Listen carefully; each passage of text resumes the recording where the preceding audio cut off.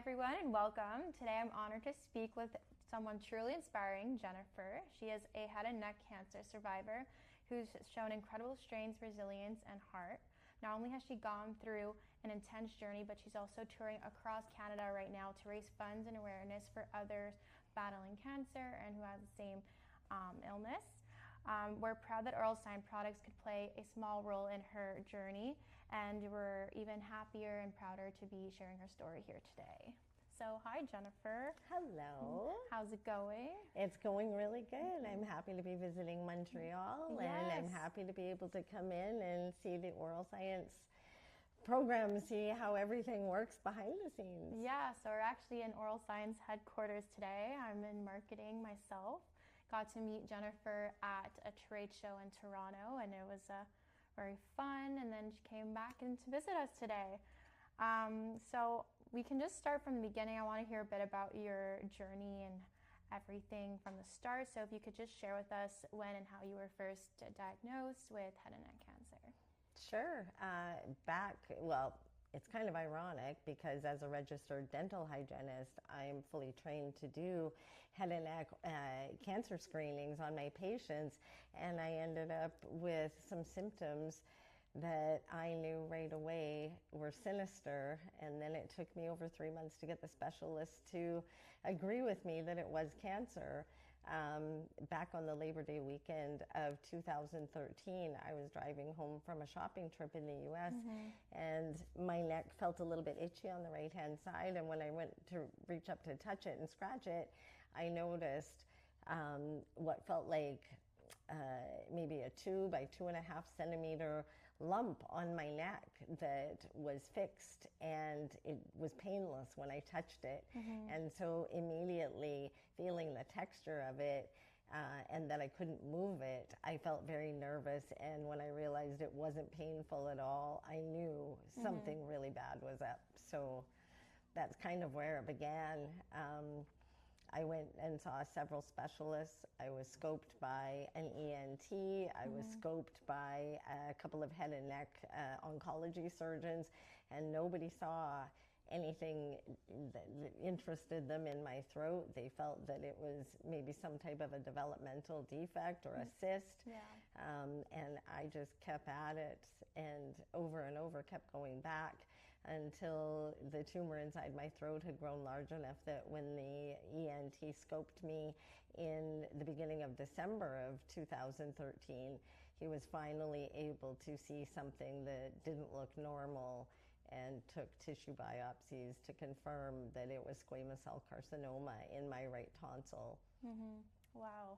So you were pretty much aware, and you were trying to just force your doctors to be like, listen, that's never fun when they don't listen at the beginning. No, and I didn't want to slip through the cracks. I've seen that happen with several friends and other patients along the way, doing some advocacy work.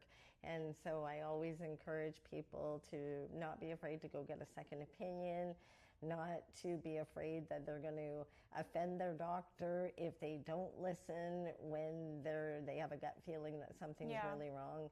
I really try to teach my patients and just people that I meet that it's okay to ask questions. It's okay to be the squeaky wheel and get the attention that you need when you've got gut feeling. Yeah, that's so true. You have to, especially put yourself first in those situations.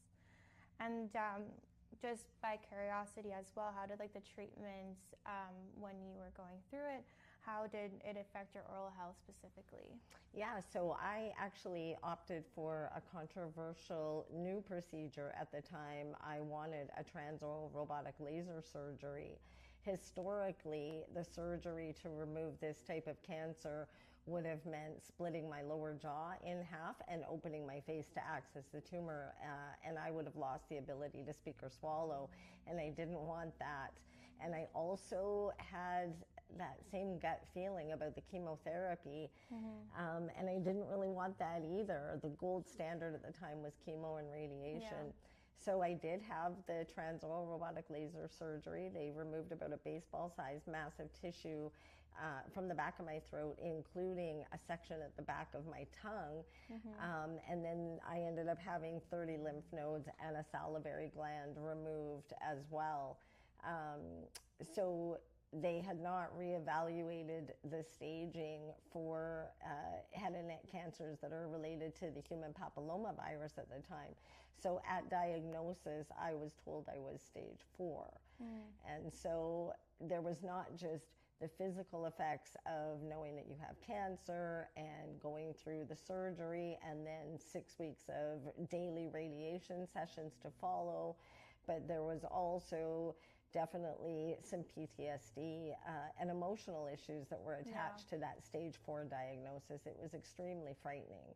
For sure. The surgery I healed up from very quickly.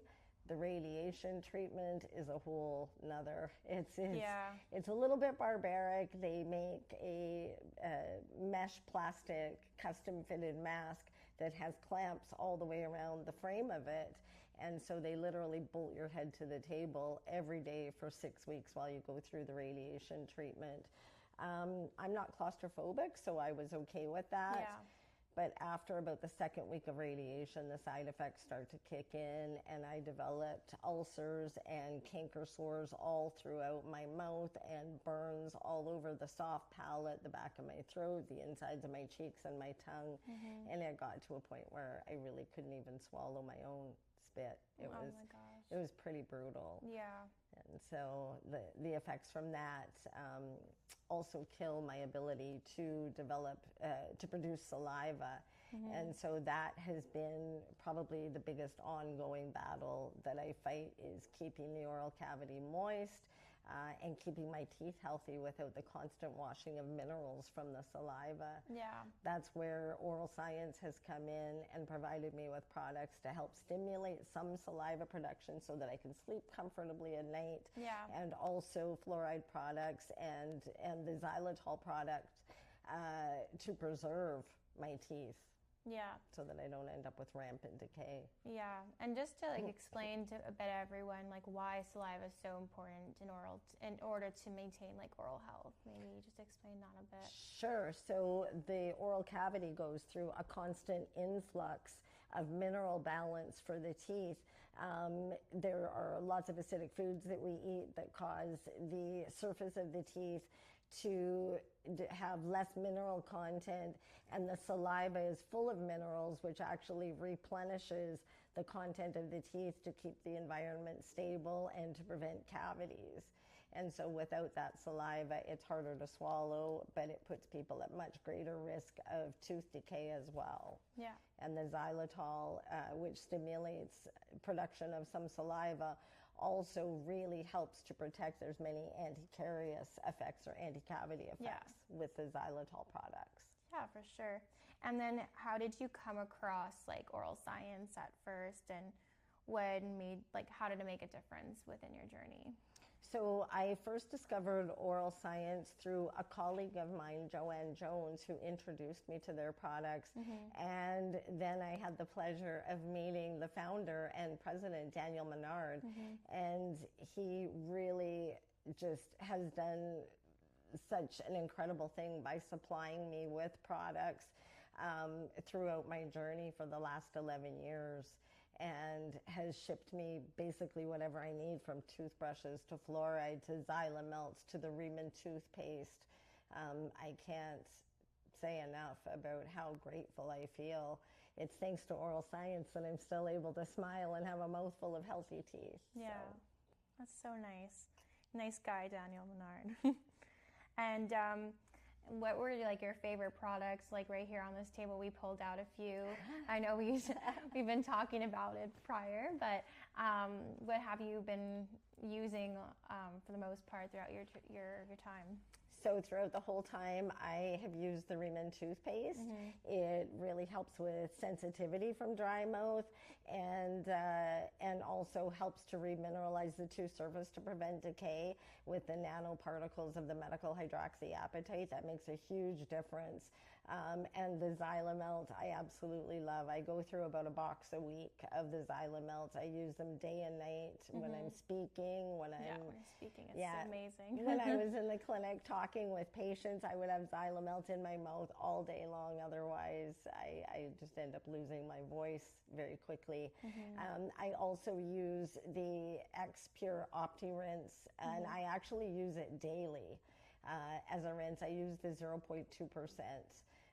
And rather just using it weekly, I use it daily for about 30 seconds every night after I brush. Yeah, the OptiRinse is amazing. I really do love all these products on these table myself. Like we mentioned earlier, I know you're doing a tour of Canada, you're spreading awareness and all of that, and I just really want to hear, like, how did you come about this project?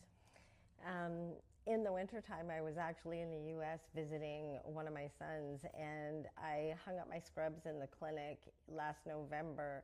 Unfortunately, from the muscle fibrosis from the radiation treatment, when I tilt my head forward in the clinic now, it stimulates migraine headaches that are absolutely, they just come on so fast and leave me really sick and incapacitated for 3 to 4 days at a time. So I can't hold my head in that position anymore. And I was meditating at my son's house while on vacation thinking, okay, what's next? And all of a sudden I thought about Terry Fox and the difference that he made for cancer doing his trek across Canada, which was absolutely incredible as someone who had had a leg amputated. So, I mean, I don't feel my story is near as impactful as his is, but I was very inspired by what he did. And I thought, you know, I can't run across Canada only because these 2 little dogs can't keep up. But I thought I can drive across Canada, and with my platform as a dental hygienist and some public speaking in my history, I can use this to raise awareness about HPV-related cancers and about head and neck cancer, period. And I was provided the opportunity to volunteer some lectures at some accredited dental hygiene colleges along the way, starting in Moncton, New Brunswick, and I'm finishing with some more lectures as I make my way through Manitoba and Western Canada, talking to dental students and dental hygiene students. It's really important because this is part of our scope. We as dental professionals are on the front lines. Over 90% of the referrals initially are generated by dentists or hygienists who have seen something in the oral cavity or in the throat of a patient, and that's how these other patients start their journeys with head and neck cancer. And so I really wanted to take this opportunity to visit different towns and cities along the way and just talk to everyone and raise awareness about this HPV epidemic that we're still in the middle of, with numbers still climbing all throughout the world, actually. HPV head and neck cancers make up about 35% of the cancers that people are being diagnosed with, and yet this is not a popular cancer that receives all the funding for research. And so it's thought that there will be between 45 and 50,000 Canadians diagnosed with an HPV-related cancer this year, and that's a pretty big number. Yeah, so that's crazy. I really didn't know that. So I'm raising awareness, and I'm also raising funds, working in collaboration with the Princess Margaret Cancer Foundation in Toronto, with the Princess Margaret Cancer Treatment Centre being the #1 research and cancer treatment facility in Canada. It really, what they find in their research and the treatment modalities that they use really set the standard for the rest of the country. And so it was really important to me to do some fundraising, and every dollar earned in this campaign goes directly to head and neck cancer research at the Princess Margaret Cancer Foundation, and all of it is being directed completely to head and neck cancer. Wow, that's really impressive. And what has been the response of people that you've met along the way? You know, it's so funny because especially with something like a sexually transmitted infection like HPV is, there has been so much stigma around that it hasn't gained a lot of popularity as far as conversation that we see on the news. But I'm finding as I'm talking to people that they're really open and receptive, and I get told frequently, I wasn't aware of that. Yeah. And so for people your age, there was the Gardasil vaccine, but when you look at the Gen X population, we didn't have that, and Gen X males are proportionately at risk compared to females, 4 to 1, that men will develop. Wow. Yeah, so if you think of the actor Val Kilmer, who was in Top Gun, he just died, same cancer. Really? Michael Douglas had the same cancer. The guitar player Eddie Van Halen had the same cancer. And actually on the website there are pictures on my honors page of 4 close friends that were all Gen X males that also had this cancer. Unfortunately, they're no longer with us. Yeah.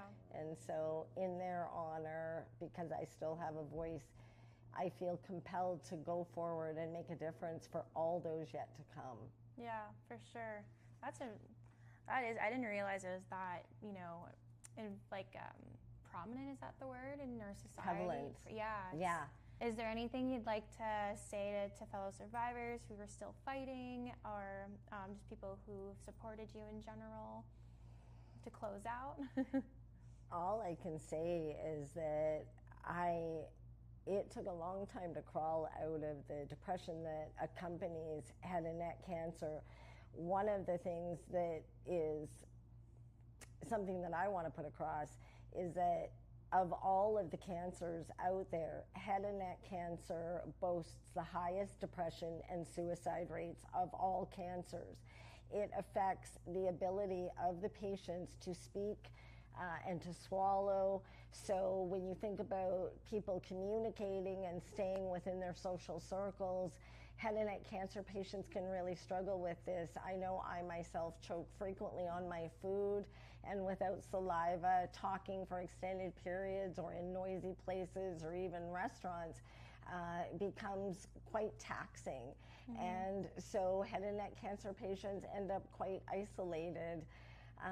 I just want to change the trajectory of this cancer so that people are diagnosed sooner and have less treatment, because it's actually the treatment of these cancers that causes all of the morbidity going forward for these patients. If you're in the middle of fighting your own battle with a head and neck cancer, if you need some extra support, I'm happy to have patients reach out to me, to talk to me for encouragement, or for advice about products that can help them. I'm always happy to do some advocacy work and cheer others on that are going through what I've already been through. Yeah, for sure. It's an honor to be able to be here to do that. Well, thank you so much for coming in today and spending some time with us and with me. And you're truly an inspiration, and Oral Science is very happy to follow you on this journey. I am so grateful. Thank you so much for all of your support and your commitment to stay with me through whatever I have beyond today. Yeah. Well, good luck on the rest of the tour of Canada. It's going to be great. Thank you so much.